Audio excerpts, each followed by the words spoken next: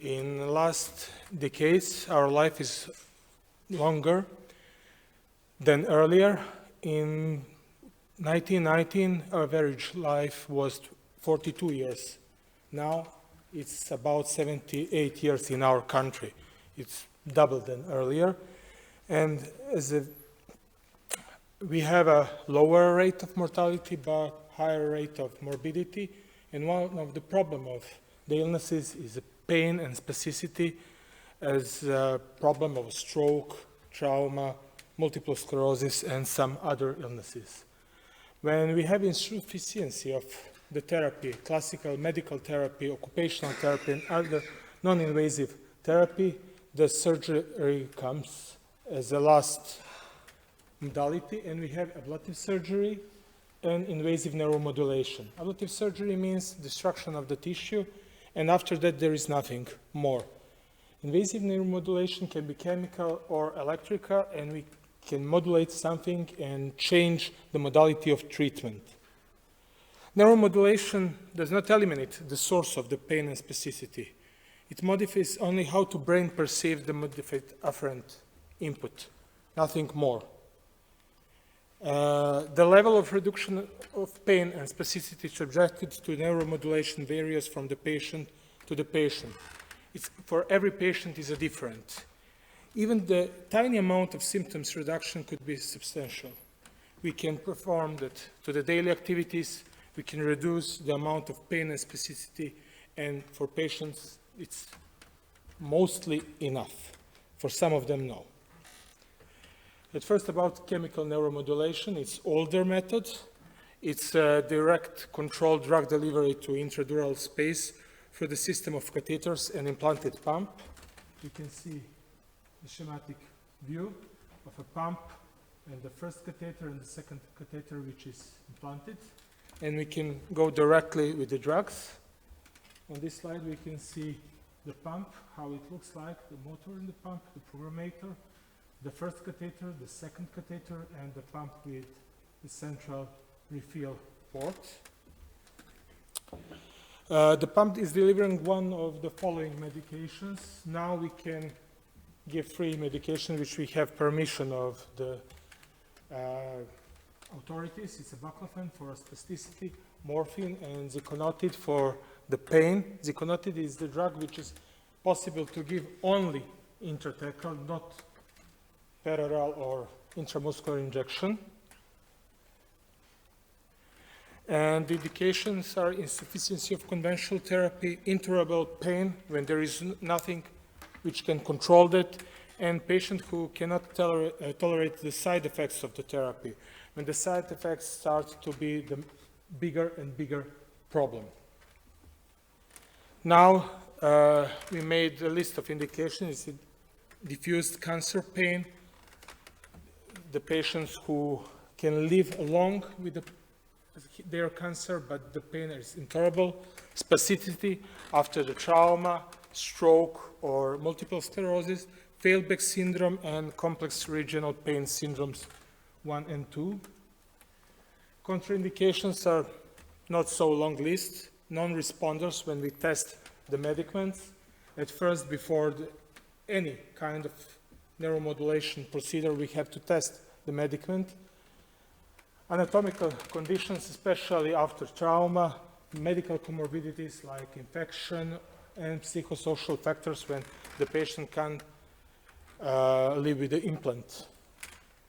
It's one image from my teaching course during the residency, how we perform. The 2 surgeons do small incisions on the stomach and on the back. We tunneled with the catheters, and in 1 hour it's finished, the whole procedure. It's a mini-invasive procedure.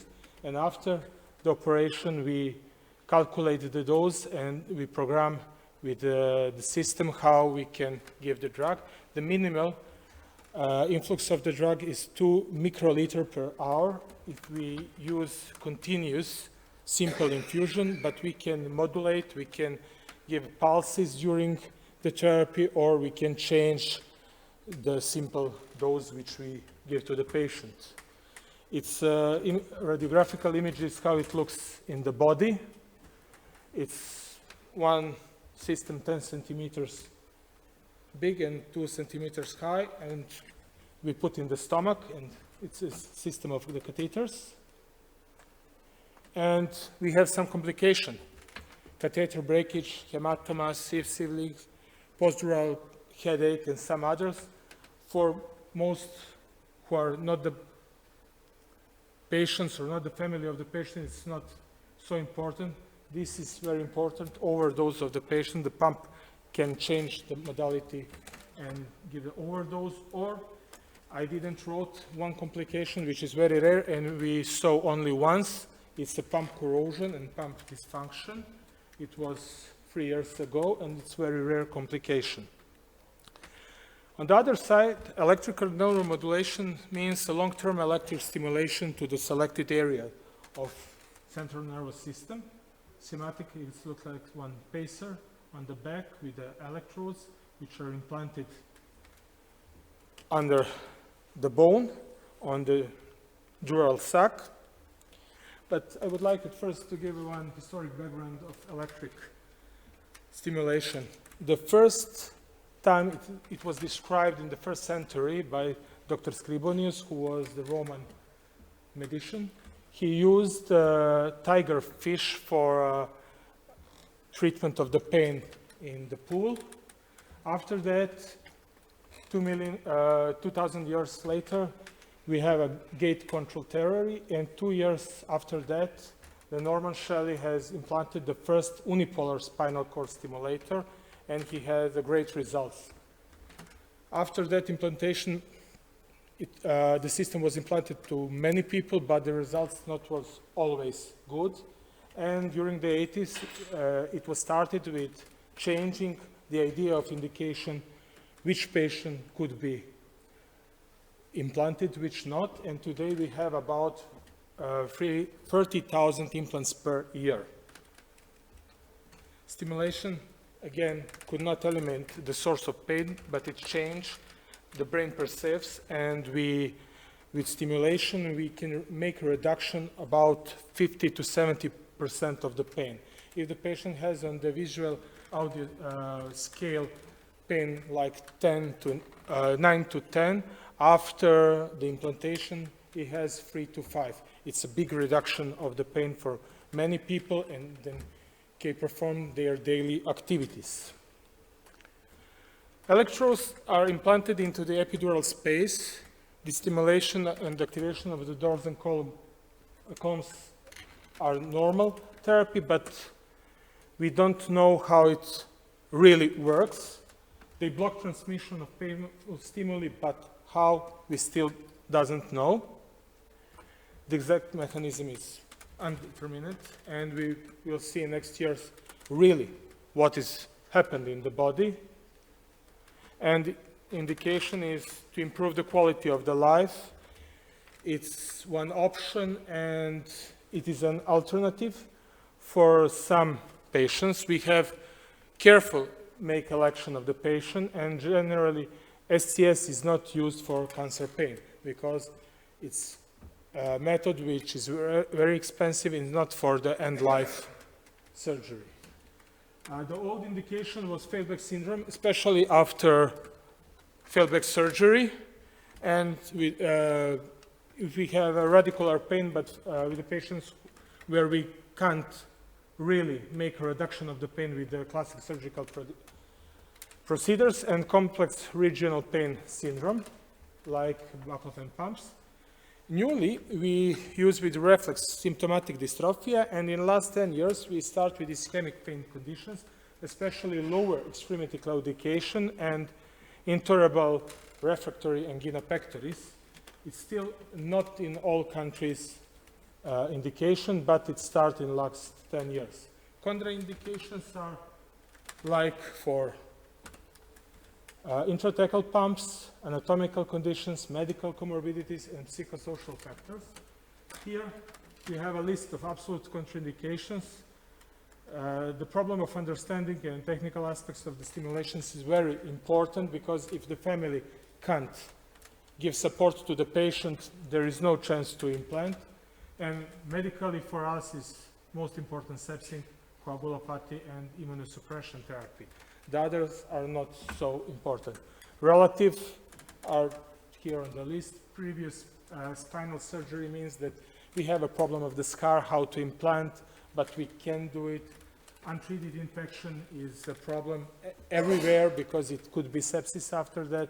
Implanted cardiac pacemaker is a problem because how to modulate the both therapies, how to program without any interaction, but we can implant. And problem can be occupational discord, somatoform pain disorder, significant psychosocial characteristic of the patient. Spinal cord stimulator device is made with stimulator, electrodes, wire or plate electrodes, wire electrodes, plate, internal wire, and remote control. Pulse generators could be conventional, refrequency, or rechargeable. It's new generation, and if the patient could use rechargeable, that's good for him because there is no changing of the battery inside the body every few years, and the best modality. We can change the pulses, we can change the distance between pulses, we can change everything with the electrodes, and we can make different programs for the patient. Normally during the test period we use 5 programs, and patient can change the programs and see what is better and does he have a response or not, or no on some of the programs. The electrodes are wired for the test system, and the plated which we fix during the operation for the later period. Remote control is one for changing the whole programs. It's for medicinal, for a doctor. This is for the patient where he can on-off switch the system and change only 5 modalities of the treatment, which is best for him after the test period. Implants, it's not for everyone. We have at first trial stimulation before permanently implanted. Its duration of the trial stimulation is 2 to 3 weeks, and during that period patient can say, yeah, okay, it's for me, or not, it's not for me. If we have an unsuccessful system, then we remove the implant. During the STS trial period, we use a wire leads, which are temporarily implanted, which we can easily remove, and it's a reversible therapy. If we use for permanent, we have to make a hemilaminectomy, classic operation, and put the plate-like electrodes, or we can stay with the percutaneously electrodes, wire-like electrodes, but the problem of that electrodes is gravity, and that electrodes can be moved down, and then we have a problem.